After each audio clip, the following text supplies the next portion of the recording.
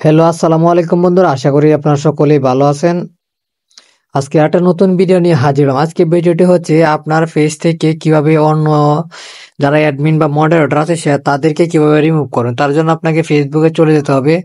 ফেসবুকে চলে যাওয়ার পর আপনাকে এই যে থ্রি ডট অপশনে ক্লিক করে দিতে হবে। থ্রি ডট অপশনে ক্লিক করে দেওয়ার পর এই যে আপনার যে পেজ থেকে অ্যাডমিনটা নিয়ে রিমুভ করতে যাচ্ছেন সেই পেজটা আপনারা সিলেক্ট করে দিবেন।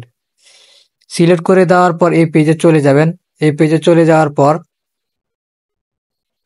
এই পেজে চলে যাওয়ার পর এই পেজে চলে যাবেন। এই পেজে চলে যাওয়ার পর সেটিং এ চলে যাবেন। সেটিং এ এই যে ভিডিওটা চলে যাবেন, যাওয়ার পর সেটিং এ চলে যাবেন।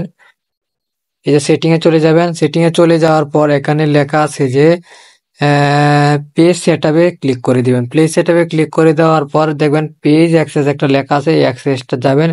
অ্যাক্সেসটা যাওয়ার পর এই যে অপশন দেখতে পাচ্ছেন, এখানে যে একটা অপশন দেখতে পাচ্ছেন, এই যে থ্রি ডটের অপশন, এই ডটে ক্লিক করে দেওয়ার পর এই যে রিমুভ ইউর পেজ এখানে ক্লিক করে দিবেন। ক্লিক করে দেওয়ার পর আপনার ফেসবুক আইডির যে পাসওয়ার্ডটা ছিল সেই পাসওয়ার্ডটা এখানে বসিয়ে দিবেন।